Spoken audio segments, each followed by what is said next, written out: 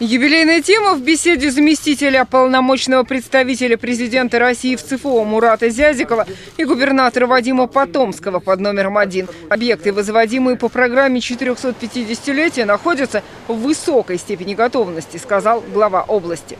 Школа какая-то, да? Школа. Сколько мест школ? Школа 1100. Хорошо. Большая школа будет, да. Тут со сроками все. И знаменитая станция Объезджелезная, она фактически уже все работает. Мы сейчас уже пусконаладку провели успешно, и качество воды там шикарное. Среди тем беседы подготовка к празднованию 71-й годовщины Победы в Великой Отечественной войне. Орловская область вновь присоединится к масштабной всероссийской акции «Бессмертный полк». Это знаковое событие, сказал Мурат Зязиков. Я сам, конечно, буду принимать участие. У меня тоже старшее поколение, которое тоже предки мои, начиная от полугеоргиевских кавалеров и участники Великой Отечественной войны. Ну, у каждого из нас, у каждого гражданина России, конечно, это вызывает чувство такой общенациональной гордости. И то мероприятие, которое, «Бессмертный полк», которое прошло у нас в Москве во главе с Владимиром Владимировичем Путиным, нашим национальным лидером, конечно, оно будет уже и традиционным, мы себя уже не мыслим, такое ощущение, как будто эта акция, это мероприятие было всю жизнь, и действительно оно очень важное.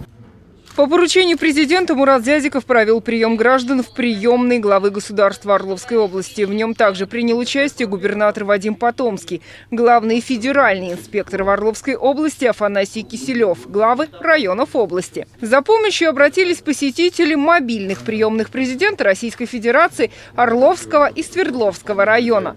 Общение проходило в режиме видеоконференции. Среди вопросов проблемы уличного освещения, строительство дороги, ремонт кровли детского сада, устройство водопровода в поселке Змеевка. Объем финансирования необходим на 17,5 миллионов рублей. Значит, документы находятся в проектировании. И я думаю, что мы постараемся совместно с районами на 2017 год включить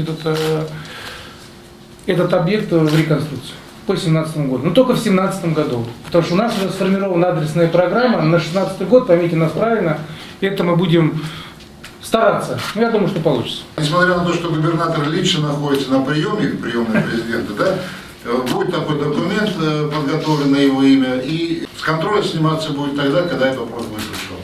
В канун Дня российского парламентаризма Мурат Зязиков адресовал теплые слова в адрес депутата Госдумы от Орловской области, генерала армии Николая Ковалева. Человек, который очень много сделал и для нашей службы, и для России в целом. И действительно, в тот период очень многое удалось сделать именно благодаря его усилиям, потому что лично он работал с той комиссией, которая была создана по Северному Кавказу, которая занималась и освобождением лиц, которые попали в плен. Ну и знаю, что как парламентарий, как депутат, как человек, это человек, который очень чуткий, очень бережно относится к людям, к своим избирателям. Наталья Пехтерева, Сергей Руднев, телеканал «Первый областной».